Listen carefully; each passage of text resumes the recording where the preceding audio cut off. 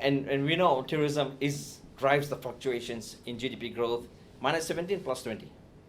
You're going from 636, 940, massive increase, 46% plus increase. Whereas next year, we're going to 1 million, 940 to 1 million. So tourism can't, we believe at least, cannot do enough to get the economy the 4 to 5% growth. Why? Because number one, you don't have the capacity, and number two, the economic conditions in our key markets are softening. And we don't have other industry sectors that can step up immediately. Talk about downstream processing, can't do. And the new industries like medicinal cannabis will take time. Well, you only got to cast your mind back to the pandemic. If we had something, we won't go minus 17. So as I said, tourism might not be the be-all and all for Fiji, but it's almost everything for now. I sort of and make sure. To depend so much on one thing. No, it's not, because look, we may not have another pandemic in the next 100 years, but we may get a severe world recession. Or a cyclone that could knock out a lot of hotels. Exactly. So we can't say we're out of the woods and we be complacent, the tourism will carry us forward. Well, look, if there's a severe recession, tourists ain't going to be getting on a plane to go overseas for a holiday. They will be exactly doing what the consumer is doing in Fiji right now, looking after the essential expenditure. Discretionary will be chopped off.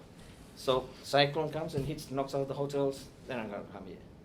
So it's very important to rebalance the economy. Think about your downstream processing. Think about your medicinal cannabis. Think about something else. Business process outsourcing has been talked about, but not a lot of activity seems to be happening around it.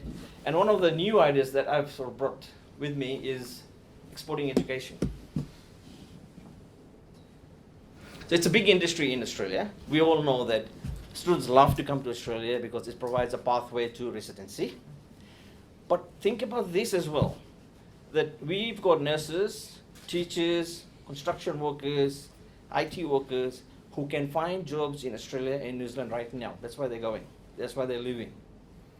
So our quality of graduates is not bad. Why can't we do more?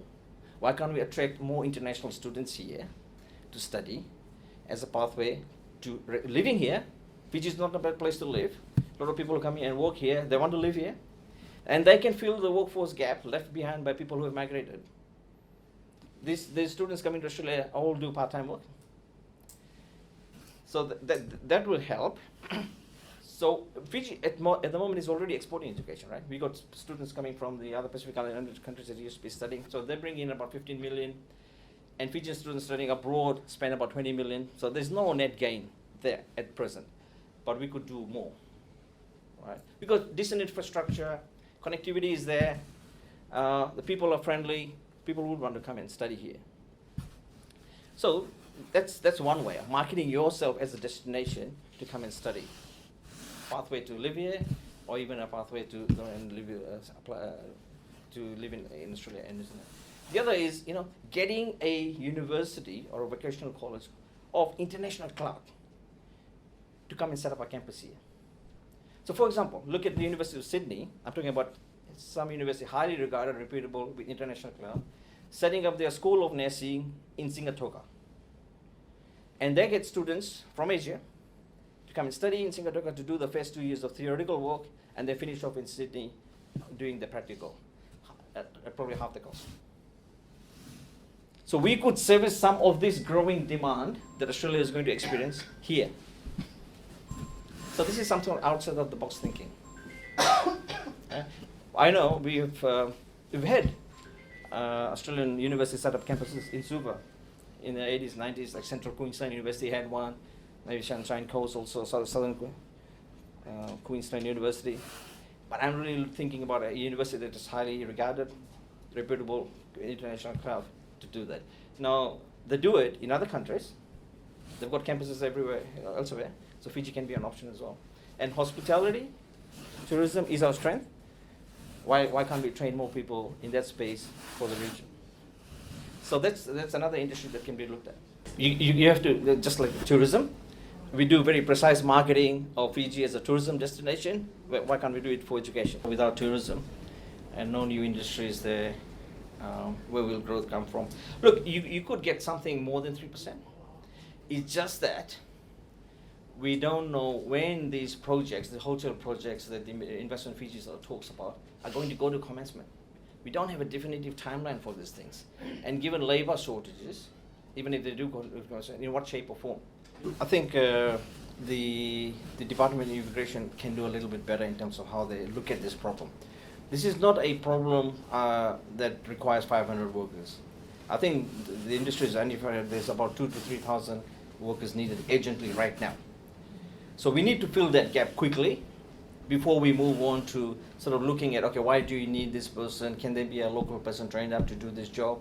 So businesses are telling us that, forget about expanding business, they can't actually meet current demand because the capacity is not there, the labor is not there. They're losing people to overseas employers through migration. To get new person in who can hit the ground running, they need that person because they need to produce straight away.